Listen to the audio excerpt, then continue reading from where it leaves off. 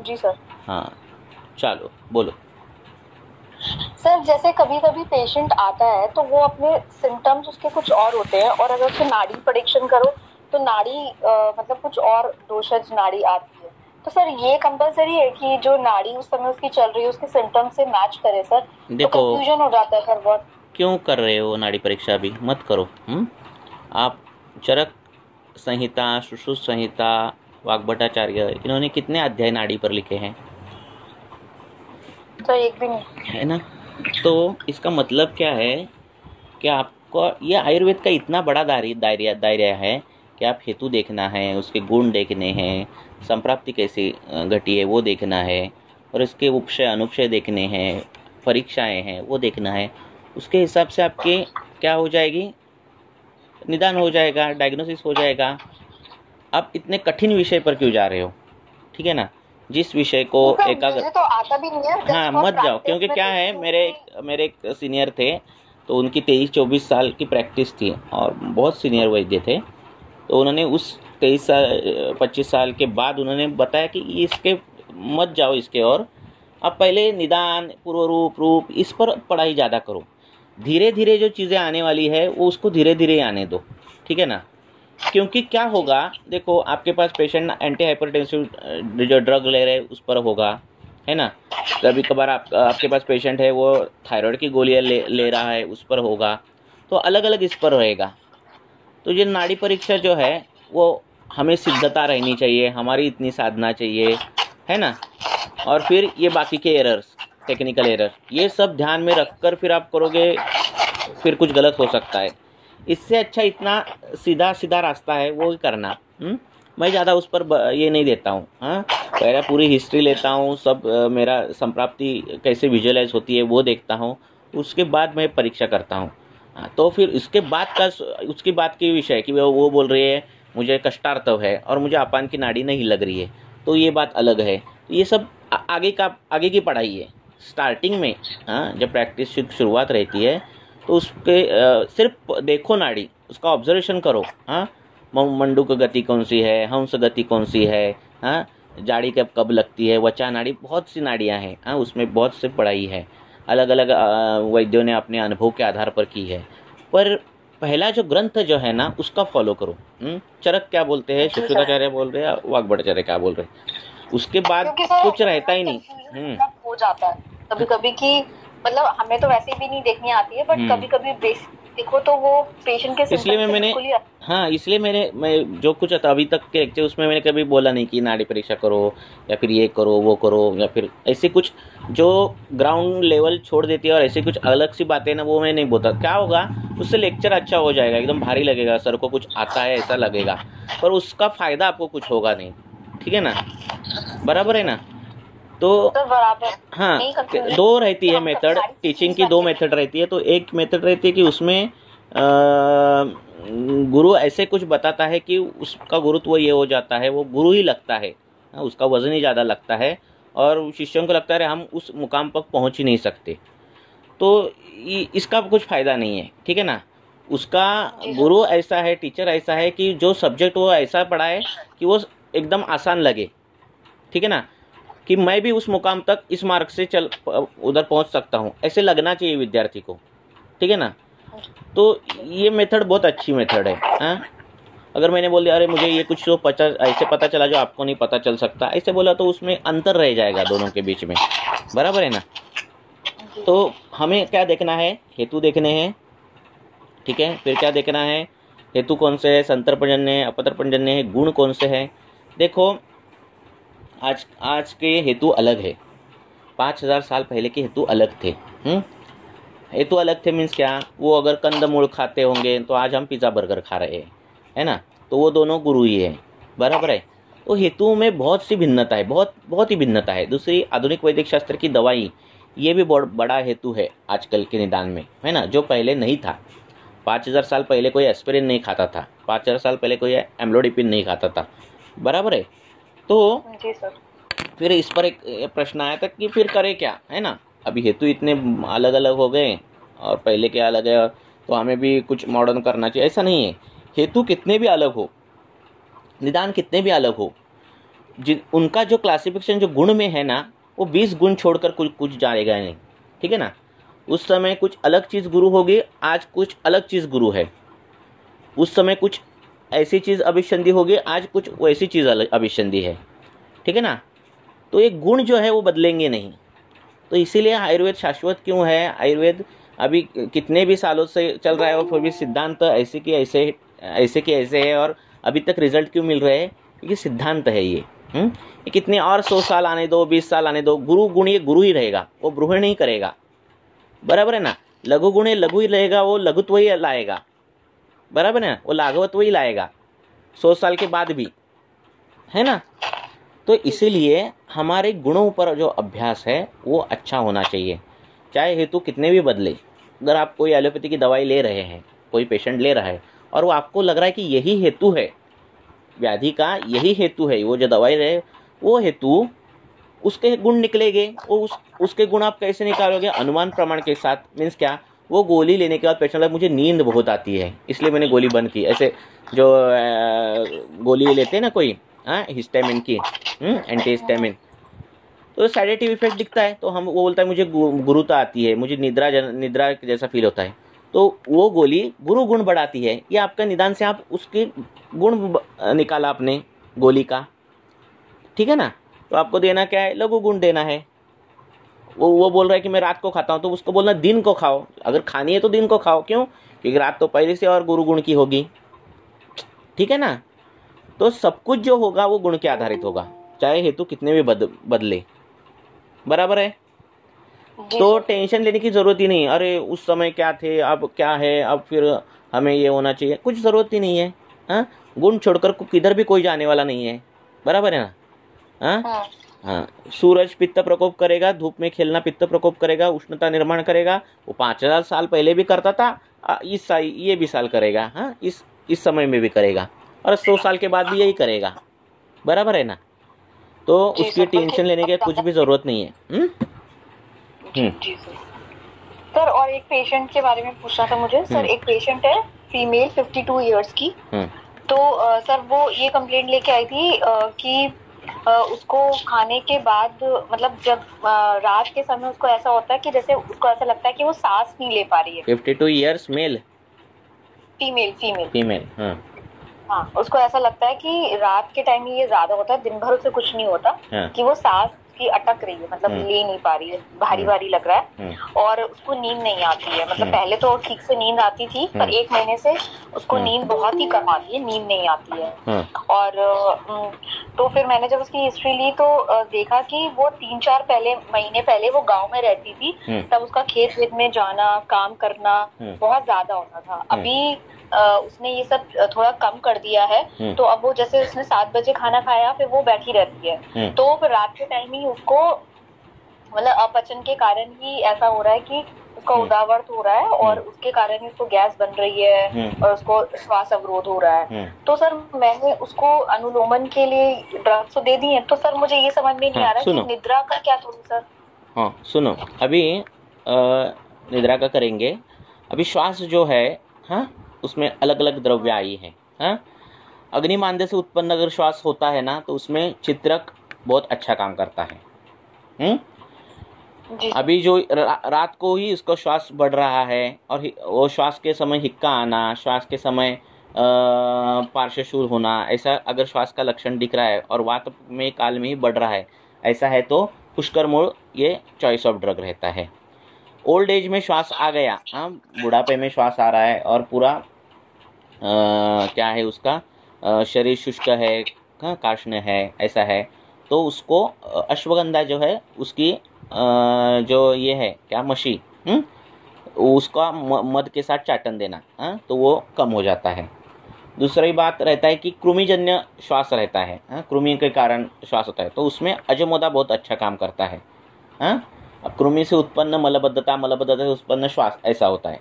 यकृत से उत्पन्न श्वास रहता है कि यकृत की कुछ बीमारी हो और उससे श्वास उत्पन्न हो, तो भूम्याम्ल की जो है वो अच्छी काम करती है। उस हिसाब से द्रव्य का सिलेक्शन करूं। दूसरी क्या बोला आपने, नींद। जी सर। हाँ, अब दो है कि नींद नहीं लगने के कारण श्वास बढ़ता है और श्वास के कारण नींद नहीं लगती। हाँ, उसमें से कौन सा पहले होता है वो देखो। हाँ, श्वास पहले हुआ उसको और बाद में नींद, तो आप उसका श्वास पर ट्रीटमेंट करोगे तो नींद अच्छी आएगी, बराबर है।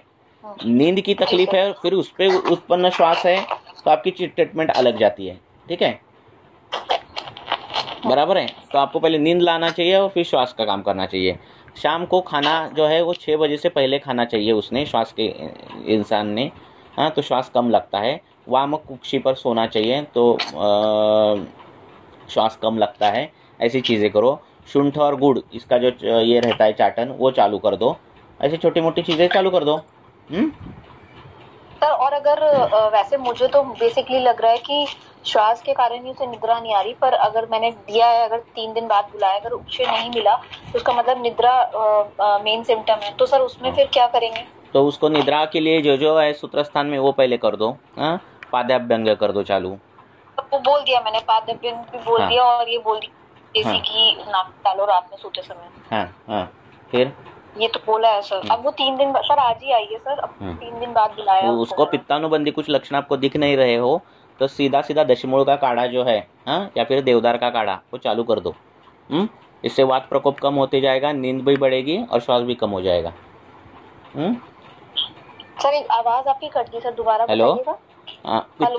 पित्तानुबंधी कोई भी लक्षण ना हो, ठीक है, तृष्णा, स्वेदाधिक्य, मूर्छा, ऐसे कोई भी लक्षण ना हो तो उसको दशमूल का काढ़ा, हाँ, या फिर देवदार का क्वाथ, हाँ, दशमूल का क्वाथ या फिर देवदार का क्वाथ 2 टाइम चालू कर दो। ठीक है सर। इससे श्वास जाता है, हिक्का जाता है, तृष्णा जाती है, नींद भी आती है। ठीक है सर। Okay sir. हाँ, थैंक यू। प्लेन दशमूल। हाँ, प्लेन दशमूल। ओके।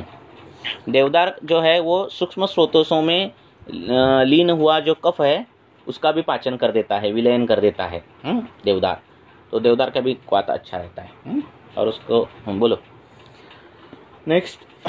सर बोला कि ये जो अभी श्वास का पेशेंट, जैसे बच्चों में भी पेशेंट आई नहीं, अभी आने वाली है मेरे पास, तो वो उसको प्रतिष्ठा था तो वो ठीक हो गई, तो उसको आगे जाके जैसे उसकी मम्मी बोल रही थी कि उसको बचपन से ही अस्थमा का है तकलीफ, तो अभी तो डिटेल हिस्ट्री अभी लिया नहीं उसका मैंने, तो जैसे तो इनहेलर लेती है, कभी कभी नेबुलाइजेशन देते हैं उसको, तो तब उसको ठीक लगता है। उसके पापा डेंटिस्ट है तो वो घर पे ही नेबुलाइजेशन करते हैं। तो ऐसे बच्चों में फिर वो अगर बचपन से है तो वो क्योर होता है क्या, मुझे पूछना था। होता है ना, श्वास का क्लियर होता है क्या? चोदन देना है, किसको चोदन देना पड़ेगा या बच्चों को? उसको अगर सुबह प्रसेक कास उसमें कफोस्टीवन ऐसे हो तो सुबह देना, नहीं तो नहीं देना। हाँ, सिर्फ उसको लग रहा है कि वातिक, आपको लग रहा है कि वातिक, सुनो, आपको लग रहा है सिर्फ वातिक कास है, हाँ, कि पूरा हाइपर वेंटिलेशन है, बहुत वो सांस ले रहा है, बाकी कुछ भी आपको साउंड नहीं आ रहा है, ठीक है, अवरोध नहीं लग रहा है, ऐसा कुछ हो बच्चों में तो निर्गुंडी तेल जो रहता है, हाँ, वो उसको उरस्थान को लगाना गर्म करके, तो वात जो है ऊपर की ओर जो आना, हाँ, कईयों की छाती जो है बड़े बड़े से ये हो जाती है तो वो कम हो जाता है। हाँ, निर्गुंडी का प्लेन निर्गुंडी का तेल जो चरक में आया है, हाँ, तो वो सिर्फ लगाना, ठीक है, तो उससे वो मसल्स भी थक जाते, थके हुए मसल भी ये हो जाते हैं और ये भी कम हो जाता है। हाँ सर, उसमें है ना, जब वो आई थी ना प्रतिष्ठा के लिए तो उसमें कुछ भी नहीं था, मतलब चेस्ट भी क्लियर थी, कुछ कफ भी नहीं आता है, वो बोली जस्ट उसको आवाज आती है और मतलब आवाज आती है, बस उतना ही होता है, बाकी ऐसे कुछ भी नहीं लक्षण है। और जब जैसे पटाखे फोड़ने के बाद जो स्मोक का आता है, अगरबत्ती का धुआं, तो उसके बाद वो ज्यादा उसको होता है। जैसे उसकी मम्मी जब वो आएगी ना सर, तो डिटेल कैसे देखो, वाग्भटाचार्य बोलते हैं, हाँ, वाग्भटाचार्य बोलते हैं कि श्वास में आप कास की चिकित्सा कर सकते हो, क्षय की चिकित्सा कर सकते हो, छर्दी की कर सकते हो, हिक्का की कर सकते हो, और वाइस वर्सा, इन सब में एक दूसरे को कर सकते हो कि सभी का जो संप्राप्ति है एक जैसी रहती है। हाँ, ऐसे वाग्भटाचार्य ने बोला है। तो अगर आप छर्दी पढ़ रहे हो या फिर हिक्का पढ़ रहे हो, आपको लग रहा है नहीं इधर नहीं मिल रहा है कुछ, हाँ, जो हमें पेशेंट आ गया और हिक्का में नहीं मिल रहा है, तो उसका आंसर आप छर्दी में भी ढूंढो, कास में भी ढूंढो, श्वास में भी ढूंढ सकते हो, ठीक है ना। तो इनमें एक दूसरे के कल्प एक दूसरे में आप प्रयोग कर सकते हो। में हम सिर्फ प्लेन बच्चों में दशमूल का काढ़ा दे सकते हैं? दे सकते हैं ना, दे सकते दशमूल हैं, दे सकते हैं, बस उतना ही दे सकते हैं, दे सकते हैं, क्योंकि वायु का प्रतिलोम गति है तो हाँ दे सकते हैं। और वो ठीक है सर। और सर एक विचार बच्चों को पूरे बॉडी को जो पाउडर लगाते हैं ना, वो अपना जॉनसन नहीं लगाना बोलना, उनको लगाना बोलना वेखंड लगाना, वचा। तो वचा लगाने के बाद ना उसकी बॉडी गर्म ही रहती है बच्चे की, वो कफ का वय है, तो जितनी उसका उरस स्थान पेट वो गर्म रहे उतना अच्छा रहता है। पहले बच्चों को स्वेटर और ऐसे पहना कर ही बाहर ये करते थे, अभी वो ऐसे पतले पतले कपड़े पहना रहे हैं, ठीक है ना। तो पहले के देखो वो बूढ़ी आजी ग्रैंडफादर वो भी बच्चों को ऐसे पूरा लपेटते हैं पूरा, है ना, तो वो ऐसे गर्म रहना चाहिए, ठीक है ना। तो वेखंड जो है वो लगाना, हाँ, चेस्ट पर रेगुलर उसका लेपन करोगे ना, ऐसा पानी में मिलाकर नहीं, हाँ, अवचूर्णन कैसे करते वैसा, टाल्कम पाउडर लगाते वैसा वेखंड लगाना। हाँ सर मैं देती हूँ अभी, आपने जब से बोला है ना, तो बच्चों में किसी के मतलब उनको बहुत फायदे होते हैं वेखंड के, मतलब हाथ में लगाने के लिए। सर तो जिन बच्चों को जैसे आते हैं उनको नेबुलाइज करना पड़ता है, तो उसकी बजाय हम बचा और शुंठ दे सकते हैं ना सर उनका? हाँ दे सकते हैं ना, देखो मॉडर्न में कैसे नेबुलाइजेशन करते हैं। अब ये साल्बुटामॉल है, एमरोक्सोल हाइड्रोक्लोराइड रहेगा, हाइड्रोकॉर्टिजोन रहेगा, ये क्या करता है, सिर्फ क्या करता है, ब्रोंकोडायलेटर करेगा, कई म्यूकोलाइटिक इफेक्ट देंगे एमरोक्सोल हाइड्रोक्लोराइड, तो म्यूकोलाइटिक इफेक्ट और ब्रोंकोडायलेटर इतना ही काम है। पर वो ब्रोंकस में काठिन्य है क्या, है ना, रुक्षता है क्या, उसका विचार नहीं है, ठीक है ना। तो हो जाता है क्या, बार बार ब्रोंकोडायलेटर देते हैं तो फिर बाद में उसकी आदत पड़ जाती है, ठीक है, और वहाँ की रुक्षता परुषता जो कुछ वात के गुण है वो बढ़ते हैं। हाँ, तो थोड़ा सा वात प्रकोप के कारण वर्षा ऋतु हो, थोड़े ऊपर मेघ आने लगे तो झट से उसको अटैक बैठता है ना। तो इसीलिए हमारे में ये बोला है क्या कि सैंधव तेल से मसाज करो, ये करो, है ना। हमने म्यूकोलाइटिक इफेक्ट भी दिया है, उष्ण करके ब्रोंकोडायलेटर भी किया है, और वो जो स्रोतस है, प्राणव स्रोतस है, उनको उसकी हमने रुक्षता भी कम कर दी है। ये तीनों इफेक्ट हम कर दे हैं। इससे होता क्या है कि दूसरा अटैक जो बैठता है तो वो इतना ट्रिगर नहीं करके बैठता, ठीक है ना।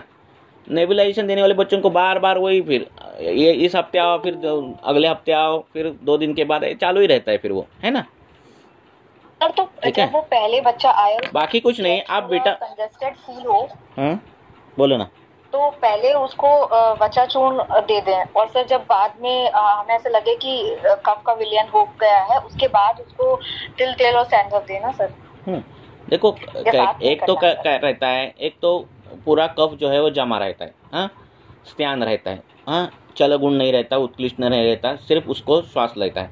ऐसे में हमें उष्ण गुण उधर अप्लाई करना चाहिए, हाँ, मीन्स उसको सेक देना चाहिए, तेल लगाकर सेकना चाहिए।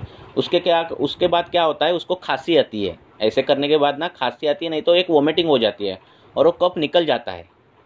उसके बाद वो बहुत अच्छा महसूस करने लगता है, ठीक है। ये ऐसे ट्रीटमेंट होनी चाहिए। हाँ, पहले से कब आ रहा है उत्कृष्ट, तो उंगली डाल दो और उल्टी करके निकाल दो, ठीक है ना। हेलो, हाँ जी सर, ऐसे करो। जी सर,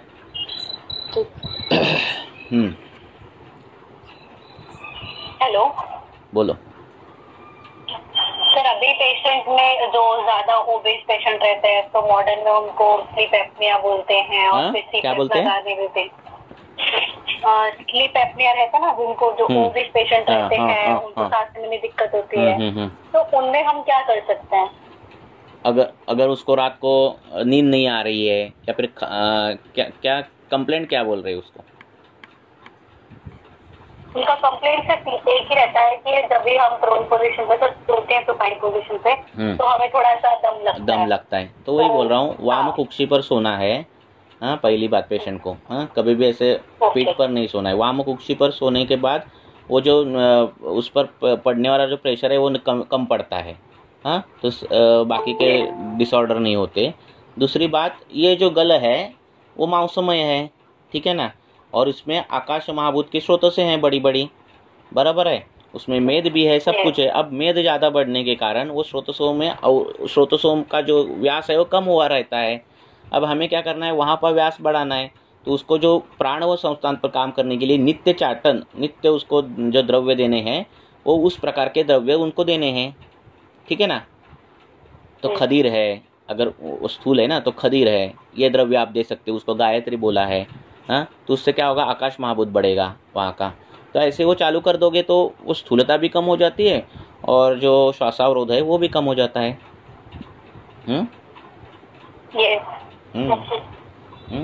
ठीक है। और एक सिंपल प्रयोग है कि हल्दी, हल्दी जो है वो लेखन है, मेधग्नि है ना, प्रमेय में आई है। प्रमेय कौन सा व्याधि है, संतर्पणजन्य व्याधि है।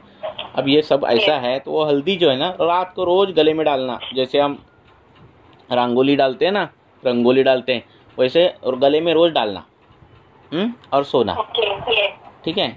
तो रोज सूक्ष्म कम कम मात्रा में रोज मेधग्न काम करेगी, रोज वहाँ आकाश महाभूत निर्माण करेगी, रोज वो प्रमेय की संप्राप्ति भंग करने की कोशिश करेगी, है ना, ठीक है ना। हाँ तो ऐसे हल्दी चाटन के लिए देना है या वहाँ पे ऐसे डालने की गले में, तो उसके भी बहुत फायदे हो जाते हैं। बाद में साइड बाय साइड सार्वधिक आपको वजन कम करना है, ये सब तो है ही। ऐसे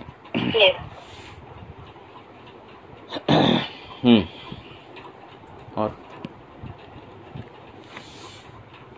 गले पर लेप कर सकते हैं, गले पर लेप कर सकते हैं।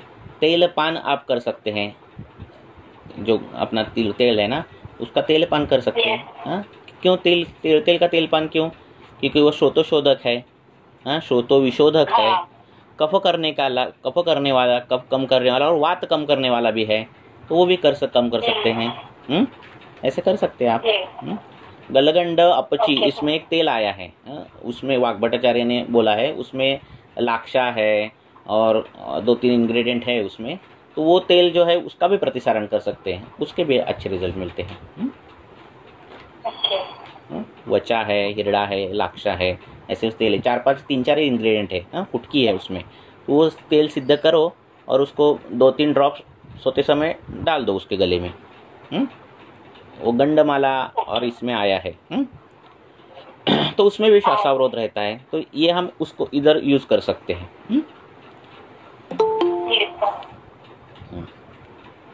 जो वाग्भट्टाचार्य ने ऐसे योग बताए हैं ना कि वो ऐसे वो बनाते जाओ, जो सिंपल रहते हैं और पॉइंट टू द ट्रीटमेंट दिए रहे, है ना, वो रेडी रखो।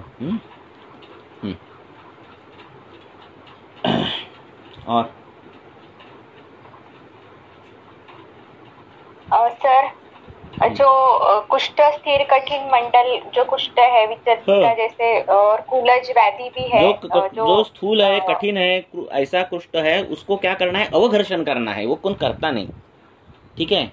ऊपर से लेप देते और तेल देते लगाने के लिए, पहला अवघर्षण करने बोला है ना।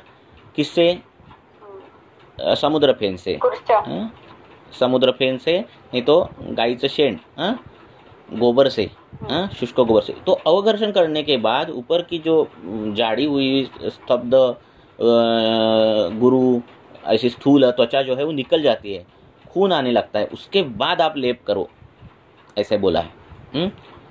ठीक है ना। तो ये लाइन ऑफ ट्रीटमेंट, पहली त्वचा जाड़ है, स्थूल है, लग रहा है आपको कि नॉर्मल लेयर से ऊपर बढ़ी हुई है, ऐसा बीच में भी किसने केस डाली थी, अभी नहीं, बहुत पहले डाल दी थी, उसके ऐसे स्पॉट आए थे स्किन इधर। तो ये अवघर्षण करना है पहले। समुद्र फेन मिलता है उससे करो, नहीं तो गोमय चूर्ण, तो उससे करो। और बाद में जो लेप लगाना है, नींबू तेल लगाना है, करंज कुछ जो लगाना है वो लगाओ। और पहला ये होना चाहिए। ठीक है, आगे।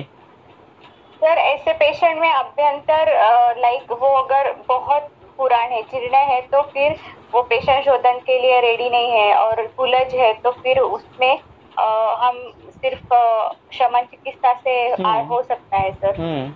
जितने जब तक ट्रीटमेंट चालू है तब तक वो कम रहेगा। ओके।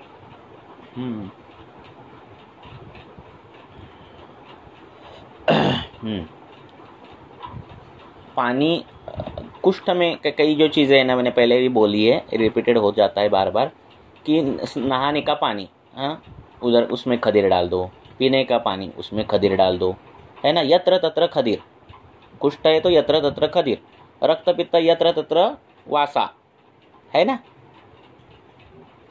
राजयक्ष्मा है तो यत्र तत्र अजा, बकरी, है ना।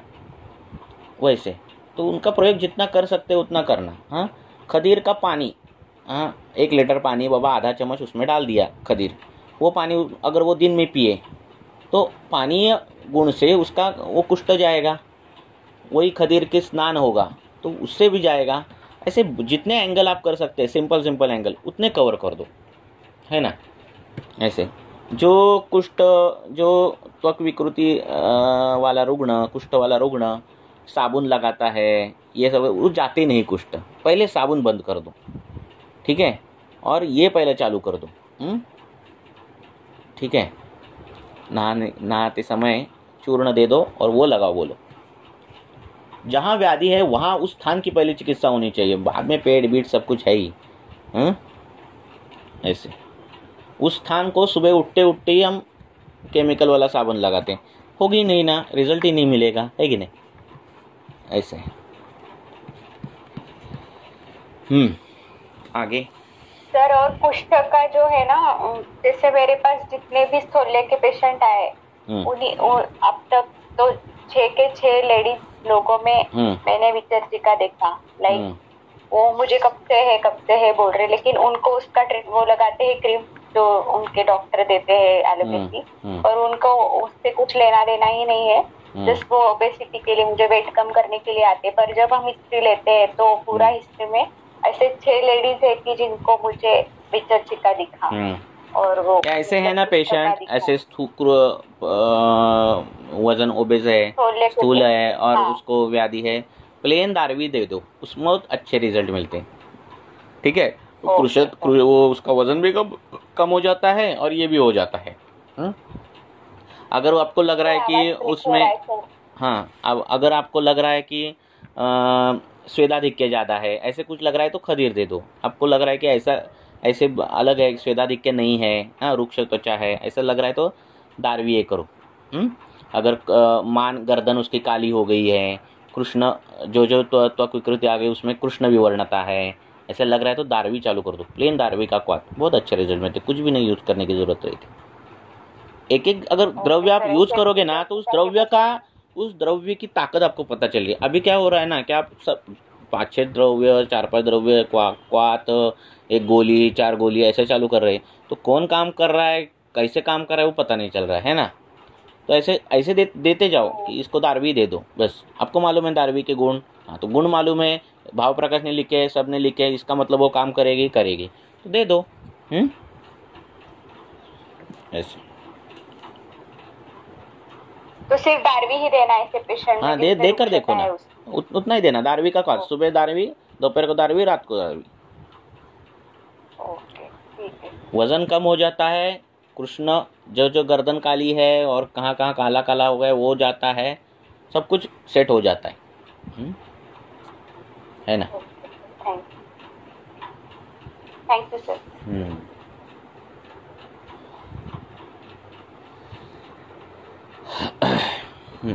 और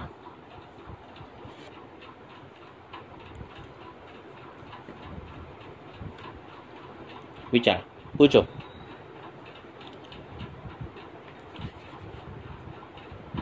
इसीलिए बोलो। सर, थायराइड में अगर वो गलशोथ भी लक्षण है और वेट भी जाता है तो उसमें क्या कर सकते हैं? आपको स्थूल लग रहा है तो स्थूलता की ट्रीटमेंट करनी है ना। हाइपोथायराइड। हाँ, बोलो। गलशोथ है तो उन्होंने अभी आप गलगंड उसका निदान कर दो ना। अगर गलशोथ है तो उसका निदान आप गलगंड आप चाहिए कर दो, उसके हिसाब से जाओ। फिर गलगंड में पहली ट्रीटमेंट है वमन, तो वो वमन विरेचन करता है क्या, नहीं करता, ठीक है। फिर क्या करना है, हमें कफ और मेद कम करना है। तो कफ मेद करने के लिए क्या क्या कर सकते हैं, गले में गंडूश कर सकते हैं, नस्य कर सकते हैं, है ना, वो कर सकते हैं। फिर क्या उन्होंने बोला है, स्वेदन देना बोला, बताया वो तेल भी लगा सकते हैं ना प्रतिसारण के लिए।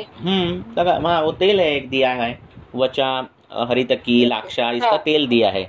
तो वो तेल कितना सिंपल है, 4-5 इंग्रेडिएंट है, वो तेल दे दो और उसको पीने के लिए बोल दो तेल। पीने के लिए बोल दो, ऊपर से लगाने के लिए बोल दो, तो वो हो जाएगा, है ना। Okay sir.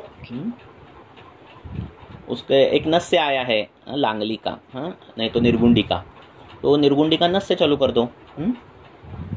ओके।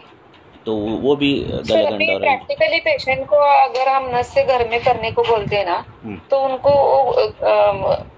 कोष्ण करने के लिए कैसे बोलना चाहिए? गर्म पानी उबाल कर गर्म पानी रखना, उसमें वो बॉटल रखना, जो नस्से की बॉटल है वो पूरा बॉटल हम देते हैं, वो प्लास्टिक का, वो पूरा बॉटल उसमें रख के वो ऐसे देना है क्या?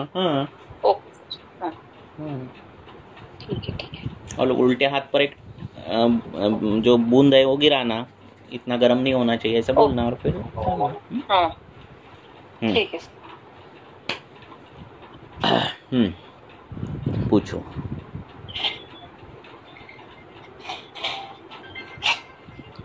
हेलो। हाँ सर, एक लेडीज आहे 40+, केटरिंगचा 40+, केटरिंगचा व्यवसाय आहे त्यांचा. तर मी सर असं कामाच्या लोड मध्ये मग ते पूर्ण खांदे असे जॅम झाल्यासारखे आणि मान वगैरे पण पण ओव्हरऑल पण म्हणजे असं सामता पण आहे, म्हणजे ते पचन वगैरे व्यवस्थित नाहीये, मल प्रवृत्तीचा पण थोडा प्रॉब्लेम आहे. मग अशा वेळेला ते म्हणजे की ते श्रमजन्य असं पकडायचं का सामतामध्ये आमदोषच पकडून चिकित्सा करायची? म्हणजे तिचे वजन किती आहे, तिचे हेतू काय आहेत, ती किती दिवसातून किती वेळा खाते? केटरिंग असल्यावर ते 100 वेळाची चव घेतात जेवणाची, तसं आहे का? नाही, तसं नाहीये, कंट्रोल मध्ये आहे वजन वगैरे. हा, उष्ण त्यांचं जे काय, त्यांची जी काही बट्टी बिट्टी त्याच्या जवळपास त्यांचं हे आहे का उष्णतेशी संबंधित जास्त? हो, ते आहे. उष्णतेशी संबंधित जे आहेत, ज्याचा उष्ण संपर्क आहे, हा, हे कारण रक्तपित्तामधलं आहे. हे रक्तदृष्टीचा हेतू आहे, लक्षात आलं का? उन्हात फिरणं, उष्ण गोष्टींचा जास्त संपर्कात राहणं, ही रक्तदृष्टीचा येतोय, तो एक विचारात घ्यायला पाहिजे आपल्याला, आहे की नाही? तिला स्वेदाधिक्य आहे का विचारायचं, तृष्णाधिक्य आहे का विचारायचं, सस्वेद मूर्छा येते का विचारायचं, लघवीला पिवळी होते का विचारायचं, डोळ्यांची आग होते का विचारायचं, तोंडातून वाफा निघतात का विचारायचं, रात्रीची झोप खंडित होते का विचार, हे का विचारायचं? रक्ताची इन्व्हॉल्वमेंट, पित्ताची इन्व्हॉल्वमेंट आहे की नाही ह्यासाठी, बरोबर आहे? तसं नाही तर मग टिपिकल जी वातव्याधी आहे त्यानुसार ट्रीट करायचं. सगळे आपले पहिले तुम्हाला एक साधा आधी सांगून ठेवतो, ज्वरापासून शेवटच्या अध्यायापर्यंत वाताची पित्ताची कफज, बरोबर आहे? ह्या 3ची लक्षणं काढायची सगळी, म्हणजे वातज ज्वर एका साईडला, लक्षात आलं, वाताचे कास एका साईडला, लक्षणच फक्त सगळी, काय वाताचे अर्शे एका साईडला, अशी सगळी काढली की तुम्हाला एक अशी मस्त क्लिअर कट एक साचा मिळतो, वातजाचा साचा, पित्ताचा साचा, कफाचा साचा. आता एकदा काढली की नंतर काय परत तुम्हाला ती वाचायची, मग एकदा वाचलं, दोनदा वाचलं की ती डोक्यात बसणार. तो तसा साचा विचारत गेला ना तुम्ही की तुम्हाला कळत जातं की यार नाही, पित्ताणू बंदच नाही याच्यात, आहे ना, वाताणू बंदच नाही, हेतू एकाही वाताचे नाहीत, एकही हेतू कपाचे नाहीत. लक्षणानुसार तुमचा दोष होतोय, हेतू त्याचे दिसतात का बघायचे, मग स्वतंत्र आहे का परतंत्र कळतोय, स्वतंत्र आहे असेल तर स्वतंत्र ट्रीटमेंट करायची, परतंत्र असेल त्याच्यावर परतंत्र आहे तर त्याच्या स्वतंत्र व्याधीची करायची. इतकं सोपं आहे. लोकल पण लागेल ना ट्रीटमेंट सर याला, म्हणजे की समज आमदोषच आम असेल तर पहिले पाचन करायचं, तिची जीभ बघायची, तिचं मळ बघायचा, पोट साफ होते का बघायचं, अशक्तपणा वाटतोय का बघायचं, जेवण पण अशक्तपणा वाटतोय का बघायचं. असं असेल तर पहिला पाचन बिचन करायचं. वृक्षस्वेदनच करू ना सध्या लोकल ट्रीटमेंट मध्ये. जर स्तंभ असेल तर वृक्षस्वेदन करायचं, आहे की नाही? ती म्हणत असेल सकाळी उठल्या उठल्या माझी मान आखडते, तर तिथं ते अपेक्षित आहे की नाही? ती म्हणते माझं खूप काम झालं की मला खूप वेदना होतात, मग तुम्हाला तिथं तेल अभ्यंग असं करायला पाहिजे, आहे की नाही? आणि आज ते मानेच्या ठिकाणी आखडल्यासारखं, मग तिला मी ते असं तेल थोडं लावून ते असं आपण लाटणं हे करतो ना, उलटं फिरवतो ना, तसं सांगितलं होतं मी. तर ते केलं तिने, पण नंतर तिने शेकवलं तर ते सगळं ती बोली रेड झालं, म्हणजे जास्त पित्तानुबंध असणार तिचा. लगेच कळतो आपल्याला. एका दिवसात आपल्याला जर चुकीचं असेल ट्रीटमेंट, आपण काय उपक्रम दिला असेल, लगेच कळतो. पित्तानुबंध असेल त्या व्याधीमध्ये किंवा रक्तानुबंध काही असेल, असं जर काही वाटत असेल ना, आणि तुम्ही तेल दिलं आणि शेकायला सांगितलं की लगेच तिथे गरम गरम वाटायला लागतं, त्याला त्रास व्हायला लागतो. पण आधीच जर आपण सगळं विचारलं असेल तर ही चुकायचा काही सवालच येत नाही, आहे की नाही? काय पेशंट मला फोनवरतीच तिने मला कॉन्टॅक्ट केलं, अजून मला भेटली नाही प्रत्यक्ष. असं ते असं मी आधी पण घेतलेली आहे ट्रीटमेंट ना, तर त्यांनी नाही येणं शक्य नव्हतं म्हणून फोनवरती, तरी मग मला फोनवरती मला जेवढं तुम्हाला सुचलं म्हणजे सांगायला, तर मी तसं सांगितलं होतं की नाही मग तुम्ही लाटलं ते फिरवा, म्हटलं की ते थोडं मोकळी जाईल होईल असे. खूप उन्हात काम करणारे वेटर, अशा भट्टीच्या जवळ काम करणारे असे जे आहेत, त्यांना रक्तदृष्टीची कारणं असतातच. लक्षात. रक्तपाचक वगैरे असं द्यायचं, आणि मग म्हणजे वात रक्तासारखं रक्ताची ट्रीटमेंट त्यानुसार काय वात रक्तासारखी करायची, आहे की नाही? वात. Okay okay. मग गुडूची वगैरे असं वापरलेलं, अमृता वापरायचं, लघुपंचमूळ वापरा, बोक्षूर वापरा, त्याच्यानुसार कसं बोक्षूर. हा, आणि धारा वगैरे करू शकतो सर, म्हणजे समज दशमूळ दुधाची वगैरे करू शकतो ना, चालू शकतो. चालेल, thank you sir. Okay. Hello sir. बोला सर. आता या रक्तानुबंधाचे लक्षण असले एखाद्या पेशंट मध्ये, आपल्याला असं वाटते की हे पित्ताचे हेतू पण आहे, त्याने अनुबंध पण रक्तपित्ताचं. रक्तानुबंध असेल तर पहिली चिकित्सा रक्ताची करायची, पित्तानुबंध असेल पहिली चिकित्सा पित्ताची करायची, पित्त कफानुबंध असेल पहिली चिकित्सा पित्ताची करायची, पित्त वातानुबंध असेल पहिली चिकित्सा पित्ताचीच करायची. पहिलं पित्ताला जिंकायचं. लक्षणं पण आहेत आणि एकीकडे सामता पण आहे, मग आपल्याला कसं रुटीनली सामता म्हणलं आपण रक्तपाचक काय तेच करतं ना, रक्तपाचक द्यायचं आहे ना. ओके. म्हणजे शीतपाचक द्यायची. शीतपाचक कुठली आहेत? कडू औषध आहेत. ओके, नाही का? म्हणजे सर मला सामता आहे आणि बाकी लोकल ठिकाणी पित्तानुबंध असं असेल तर आपण रक्तपाचकच वापरायला पाहिजे ना त्या पेशंटला? रक्तपाचक कसं आहे, रक्तोष्णा पिटिका तृष्णा अशी लक्षणं दिलेली आहेत ना, रक्तगत ज्वराची लक्षणं. लक्षात. रक्तावर जाणारं ते कॉम्बिनेशन आहे, लक्षात. त्या कॉम्बिनेशन सोबत तुम्ही पाचन दिली तर रक्ताचं पाचन होणार, आहे ना.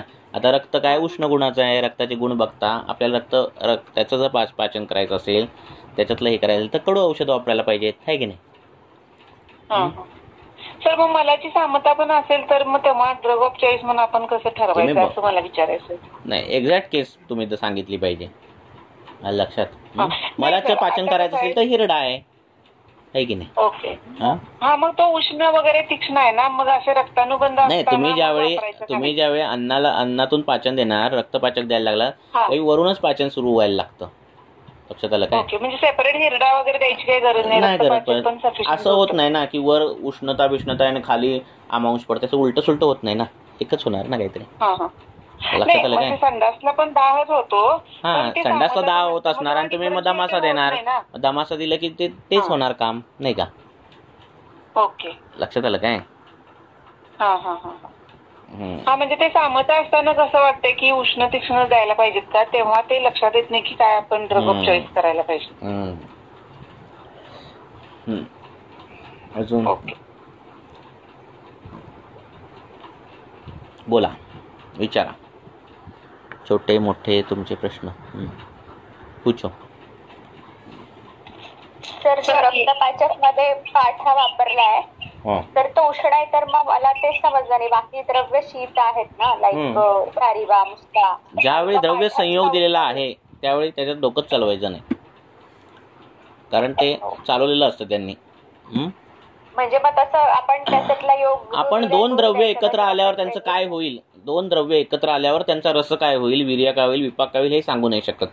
तर चार द्रव्य एकत्र आल्यावर काय सांगू शकणार आपण, आहे ना. मुनिरेव जानाति द्रव्य संयोगज फलम. आपण जास्तीत जास्त काय सांगू शकतो, शतावरी दुधात टाकली की ब्रोहण होईल, इथपर्यंत आपली बुद्धिमत्ता जाते. आलं लक्षात? लक्षात आलं ना? इथपर्यंत आपण विचार करू शकतो, बरोबर आहे. ह्याच्या पुढे काय वेगळं असेल तर त्याच्यात काय म्हणजे करायला करू शकतो, पण त्यात तसं काही पॉईंट नाही, आलं लक्षात. कारण कुठलं वीर्य कशावर हे होणार, है ना, कोणाचा विपाक कशावर हे होणार, हे त्याचं कॉम्बिनेशन आणि हे कसं कळणार आपल्याला कॅल्क्युलेशन, ते कठीण आहे ना. एका द्रव्याचं अनुक्त द्रव्य आपण सांगू नाही शकत की याचं रस अनुक्त हे अनुरस काय आणि वीर्य आणि विपाक काय. एक वेळ रस सांगाल हो, वीर्य विपाक कसं सांगाल, आहे की नाही. वीर्य पण सांगाल चला, पण विपाक कसं सांगू शकाल, म्हणजे इतकं आपण कमी आहोत म्हणजे खरं सांगायचं तर, आहे की नाही. मग एवढ्या द्रव्यांची त्यांनी रसगुण विपाक, म्हणजे अनुभव असेल ना म्हणून मी हा प्रश्न. हा नाही बरोबर आहे, पण ते काय नाही असं काय शोधून काढताय. आता कितीतरी अशा गोष्टी आहेत की त्या म्हणजे कळतच नाहीत कल्पांमध्ये की अरे हा का ह्याच्यात आला, आहे की नाही. असं खूप आहेत. कारण आपण तसा विचार विचार करायलाच पाहिजे ना की हे असं काय, म्हणून मला तो प्रश्न. बरोबर आहे, प्रश्न बरोबर आहे. आपण मग पाठाधमासामध्ये पण पाठवू धमासा, बरोबर आहे. मला प्रश्न पडला होता काय आहे, कुठल्याही द्रव्याचं वीर्य काम करेल का, रस काम करेल, विपाक काम करेल, हे ते ठरलेलं आहे सगळं, बरोबर आहे. त्यामुळे त्या खूप गोष्टी आहेत. त्यामुळे प्रत्यक्ष कार्यकारित्व हे वेगळंच आहे. म्हणजे आपल्याला जवळजवळ काय खूप टक्केवारी कळते असं नाही, कारण किती द्रव्य आहेत तर सगळं रसगुण विपाक असंच असं आहे. आणि त्यांची कारणं त्याला आपण म्हटलं आहे की विचित्र प्रत्यारब्धता वॉटेवर काय काय नावं दिलेली आहेत, बरोबर आहे. पण तरी पण आहे ना, द्रव्याचं स्वतःचं एक महत्त्व वेगळं आहे. जसं दोन द्रव्य सेम मधुर रस, मधुर विपाक, शीतवीर्य अशी सेम असतील, एकदम आयडेंटिकल असतील, तरी पण द्रव्य म्हणून त्यांना स्वतंत्र महत्त्व आहे, त्यांचं स्वतंत्र एक वेगळं कार्य असतं. तो जो पर्सेंटेज आहे ना, तो आपल्याला नाहीच कळू शकत. लक्षात आलं का, म्हणजे मोठ्या लोकांना कळतं, आपल्याला तर कळू शकत नाही ते काय आहे ह्याचं, बरोबर आहे. आपण फार सुपरफिशियली अभ्यास करतोय, रसगुण धर्म पंचकावर आपलं चाललंय, बरोबर आहे, ते पण दिलेले आहेत त्याच्यावर चाललेलं आहे, बरोबर आहे. त्यामुळे द्रव्यांचा संयोग आणि असा विचित्र प्रत्यारब्धता असलेली द्रव्य आणि परत समान प्रत्यारब्धता असलेली द्रव्य अशी एकत्र आल्यावर काहीतरी वेगळं काहीतरी होणार, हे सगळं कल्पनेच्या बाहेरच आहे ना, नाही का अभ्यास. आपण उपशय अनुपशयवरूनच ठरवू शकतो असं. ठीक आहे, आपण एवढं करू, शतावरी अश्वगंधा दिलं ब्रोहण होणार एवढं माहिती आपल्याला, बरोबर आहे की नाही. सुंठ दिलं पटोल दिलं पाचन होणार, एवढं इथपर्यंत आपण आपली बुद्धिमत्तेचं हे जाऊ शकते शेप, बरोबर आहे. पण 5-7 द्रव्य दिली आणि ती काय होऊ शकतील किंवा त्याचं हे कसं जाईल हे सांगता येत नाही. कदाचित त्याच्या विपरीत पण ते जाईल, म्हणजे मधुर सगळी द्रव्य घेतली तर कदाचित ते अपतर्पण पण करतील, असं पण होऊ शकतं. लक्षात आलं का.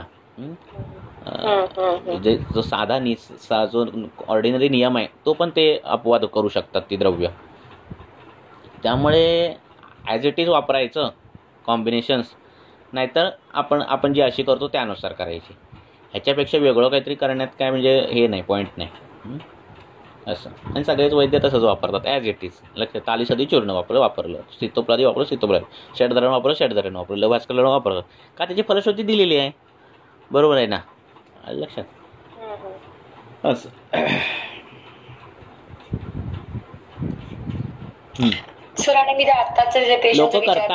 लोक करतात असा अभ्यास की ते अशी द्रव्य एका बाजूला ठेवायची आणि मग त्याची महाभूतं काढायची. ते ठीक आहे, अभ्यासापुरतं ठीक आहे, पण ज्यावेळी मुनिरेव ज्यांना ती द्रव्य संयोगाचं फलम म्हटलं ना, तिथेच संपलं, आहे की नाही. जरी तुम्ही काढलीत की त्यातली 5 द्रव्य आकाश महाभूताची आहेत, पण असं नाही होऊ शकत. मग त्यातलं एक द्रव्य जर पृथ्वी महाभूताचं असेल आणि त्याचं पृथ्वी महाभूत त्या आकाश महाभूताच्या तुल्यबळ असेल सगळ्यांच्या, लक्षात, तर होणारं कॉम्बिनेशन हे पृथ्वी महाभूताचं होऊ शकतं, असं पण होऊ शकतं. लक्षात येतं काय बोलतोय मी. हां, ते तुल्यबळ आपल्याला माहिती नाही ना. लक्षात आलं की नाही. रसगुण विरेपक रांगेने उभे केले त्या द्रव्याचे, त्यातलं तुल्यबळ कोणाचं जास्त आहे हे काही ज्या अभ्यासातून आलेले आहेत ते आपल्याला कळतंय, पण सगळ्यांचं असं तर पण तुल्यबळ सांगू नाही शकत की नाही ह्याचं वीर्य ह्याच्या विपाकावर हे होतंय असं आपण सांगू नाही शकत ना. लक्षात आलं काय. त्यामुळे ते सगळं आपल्या ह्याच्या बाहेर आहे. असं आपण आत्ता कुठपर्यंत अभ्यास करू शकतो, व्याधी निदान गुण आणि द्रव्य, बरोबर आहे, इथपर्यंत आपली झेप जाते. असं.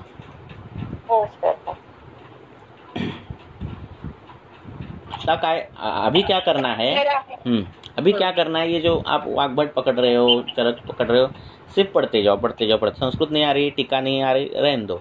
मराठी अनुवाद पढ़ने आ रहा है, हिंदी अनुवाद पढ़ने आ रहा है, पढ़ते जाओ पढ़ते जाओ पढ़ते जाओ. इतनी बार पढ़ो. होता क्या है, कोई भी बुक अगर आप पढ़ोगे और उसकी बहुत बार पढ़ोगे, हाँ, लिमिट जो है पढ़ने का उससे भी ज़्यादा पढ़ोगे तो उसके बाद क्या होता है, जो लेखन करने वाला रहता है पुस्तक, उसके तरीके से आपका दिमाग चलने लगता है। ठीक है ना। जैसे आप अगर मराठी है तो आप अगर सार्थ वाग्भट पढ़ रहे हैं, हाँ, एक बार पढ़ गया, 10 बार पढ़ लिया, 20 बार पढ़ लिया, 50 बार पढ़ लिया, सिर्फ अनुवाद बोल रहा हूँ मैं, श्लोक वो पढ़ोगे तो बहुत अच्छी बात है, सिर्फ अनुवाद पढ़ लिया। तो उसके बाद क्या होगा, जब कोई पेशेंट आएगा तो आपका जो दिमाग पहले आपके तरह से काम कर रहा था ना कि ऐसे तो निकालो, वो आपका दिमाग वाग्भटाचार्य जैसा काम करने लगेगा, उनके जैसा सोचने लगेगा, क्योंकि वही आप पढ़ रहे हो ना बार बार, बराबर है ना। तो ब्रेन में वैसे जो प्रोग्रामिंग तैयार हुआ रहता है। तो ये अपने हाथ में है पढ़ना, है ना, अपने भाषा में वो करते जाओ, है कि नहीं। ऐसे ऐसे ऐसा होना चाहिए कि हाँ, किसी ने वो ये पूछा, अभी इसने गलगंड पूछा, तो हमें वो गलगंड जहाँ लिखा है वो पिक्चर विजुअलाइज होना चाहिए। ठीक है ना। वाग्भट में वो गलगंड कहाँ लिखा है, अपची कहाँ लिखा है, ठीक है ना, वो योग कहाँ लिखा है, वो श्लोक विजुअलाइज होना चाहिए, या फिर वो जो ट्रांसलेशन विजुअलाइज होना चाहिए। उतना तक पढ़ना। ठीक है ना। क्या बोल रहा हूँ, समझ में आ रहा है ना। कभी कभार होता है ना, अच्छी कोई बुक आप पढ़ते हो तो आपको पता चलता है अरे ये उसका आंसर ऐसे ऐसे पेज के इस साइड में इधर है, ऐसा ऐसा होता है ना विजुअलाइज। तो वैसे ही आपको वैसा होना चाहिए, उतने तक जाना, उस लिमिट तक। बाद में बात का बाद में, है ना, ऐसे।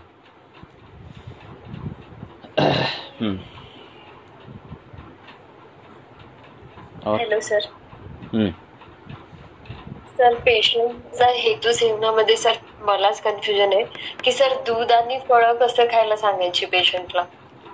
हां, दूध आणि फळं कशी खायला सांगायची, कशी खायला म्हणजे सर एकत्र खूप याच्यात कन्फ्युजन आहे सर प्रत्येकाचं. कोणी बोलतात एकत्र नाही खायला पाहिजे, कोणी आधी दूध पिऊन नंतर आधी दूध पिऊन नंतर फळं खायला पाहिजे. तर सर हे कसं कर. हां, तर काय आहे, ते एकत्र खाल्लं तर विरुद्ध आहे. मग आधी खाल्लं आणि थोड्या वेळाने जर दूध पिलं तर ते तसं विरुद्ध नाही आहे, बरोबर आहे. पण ज्याही टीकांमध्ये वाचता तुम्ही तर मधाची टीका आहे, मध कसा घ्यायचा, त्याची टीका आहे दत्तन लिहिलेली, किंवा दह्याची टीका आहे. त्याच्यात त्यांनी सांगितलेलं आहे काही गोष्टी की क्रमविरुद्धमध्ये की दही गरम पदार्थाबरोबर खायचं नाही. आणि त्याच्या टीकेमध्ये परत लिहिले त्यांनी की गरम पदार्थ आधी खाऊन नंतर पण दही नाही खायचं, किंवा आधी दही खायचं नंतर पण गरम पदार्थ नाही खायचा, असं त्यांनी क्लिअर केलेलं आहे. काय आलं लक्षात. म्हणजे दही गरम पदार्थासोबत तर नाहीच खायचंय, पण टीके वाचाल त्यावेळी त्याच्या टीकेमध्ये दिले की आधी गरम पदार्थ खाल्ला की नंतर पण दही नाही खायचंय, आणि दही खाल्लं की त्याच्यानंतर पण गरम पदार्थ नाही खायचा. म्हणजे एवढं त्यांनी ते क्लिअर केलेलं आहे. आता फळांच्या बाबतीत काय केलेलं त्यांनी की असं काय एवढं क्लिअर दिलेलं नाही, पण आपण तो तिथे अर्थ लावू शकतो. एकंदरीत काय दूध आणि फळं खायची नाही, पण कशाला प्रयोग करा, आधी फळं खाऊन नंतर दूध प्यायचं, आहे की नाही. असं दिलेलं नाही आहे की फळ खायचं लागतं दूध पिलं, असं दिलेलं नाही, पण शेवटी ते विरुद्ध आहे. पण असं केळ खाल्ल्यानंतर दूध पिलं तर ते विरुद्ध मानत नाहीत वैद्य, मोठे वैद्य. असं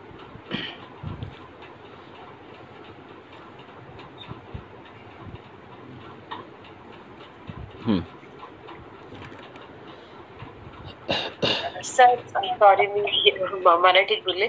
सर अगर पेशेंट को ओक सातवें अनुसार सर कैसे डिसाइड करना है कि ये चीज उसके लिए ओक सातवें के हिसाब से सही है या वो गलत है करके.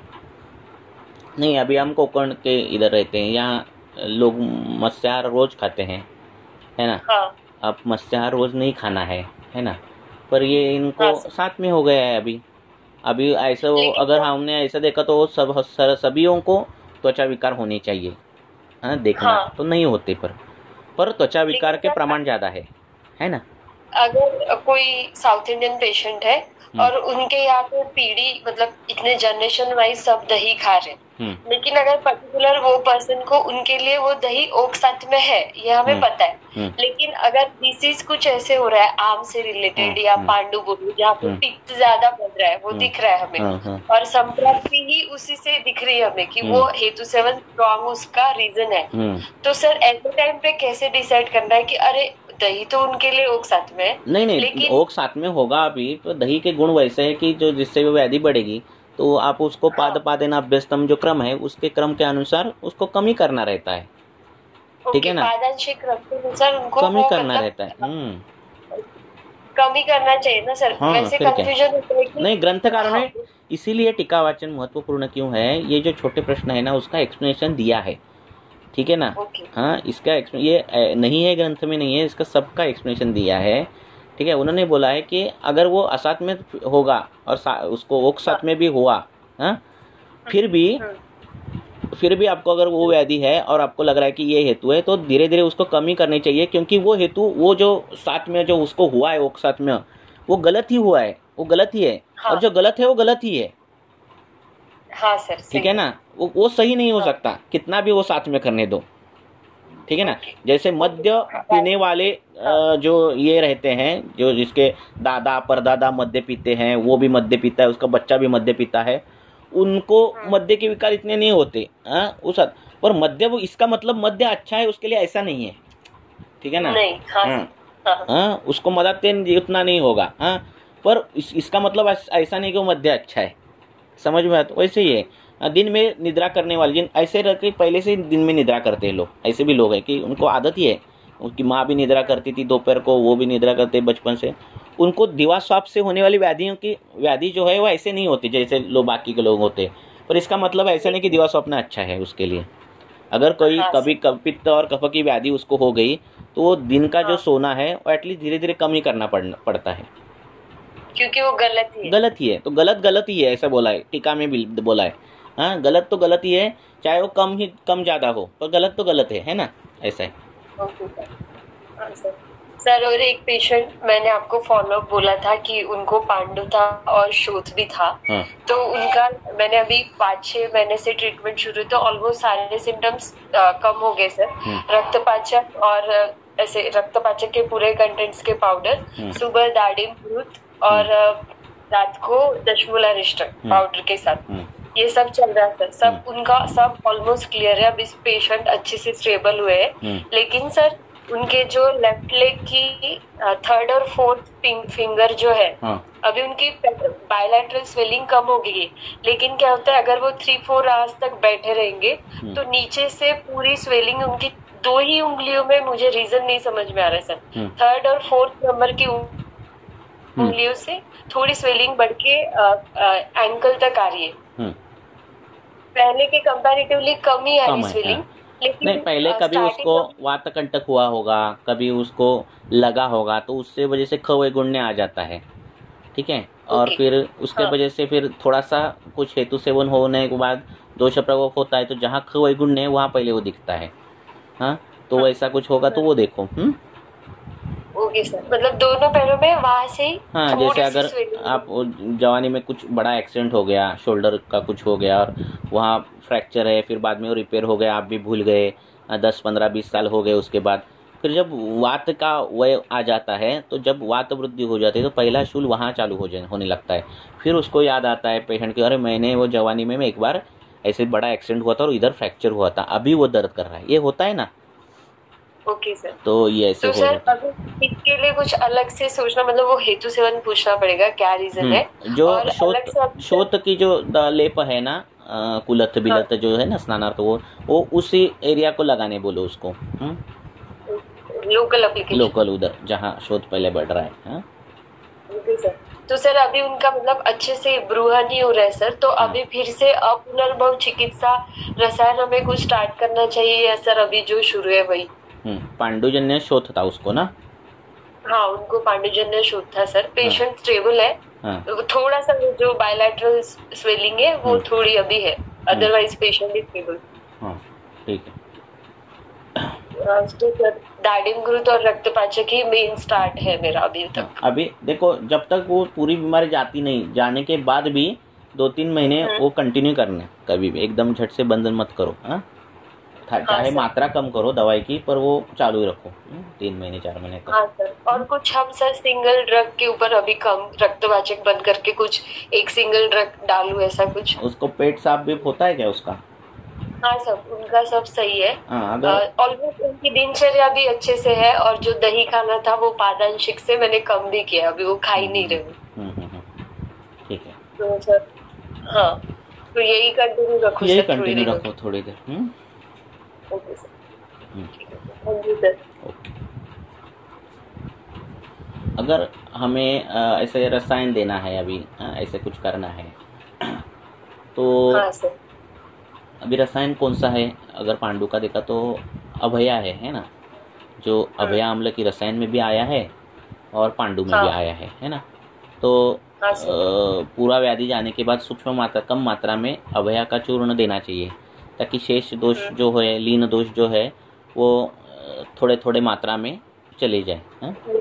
हाँ, तो उसको देना, कम मात्रा में देना। Thank you sir. Okay.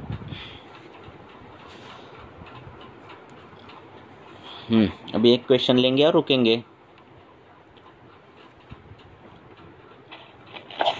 Sir, frozen shoulder साठी पेशंट आता नाही ट्रीटमेंट घेते, पण तिच्यामध्ये पण विसर्पाची म्हणजे हिस्ट्री होती।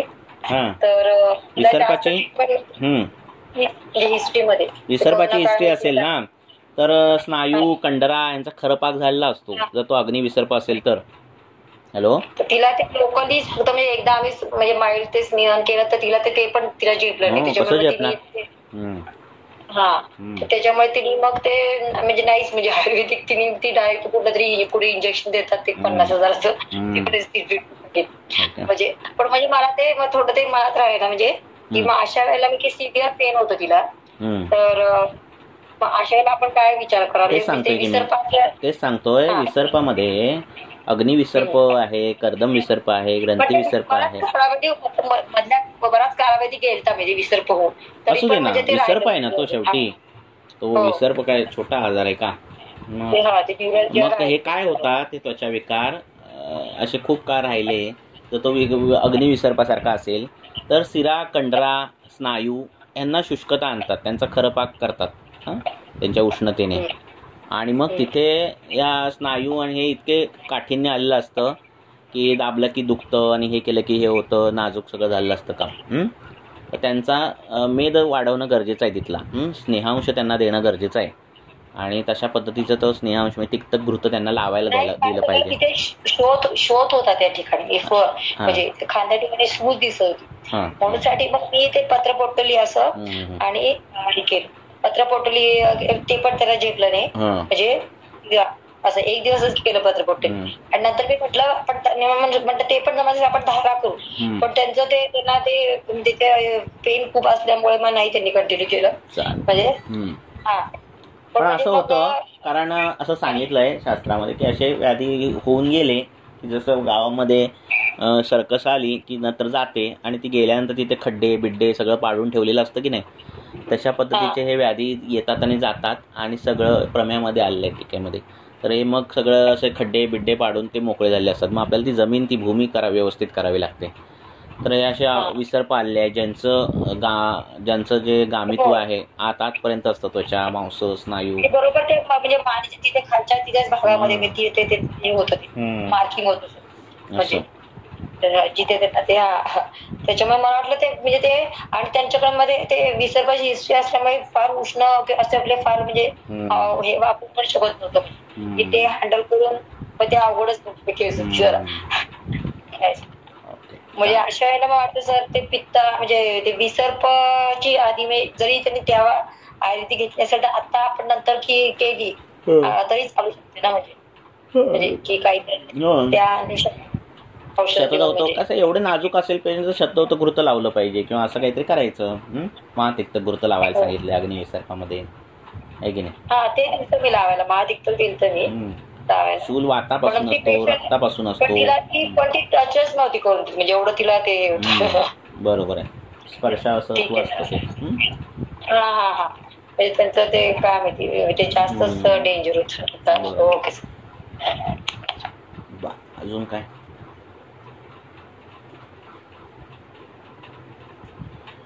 चल थांबूया,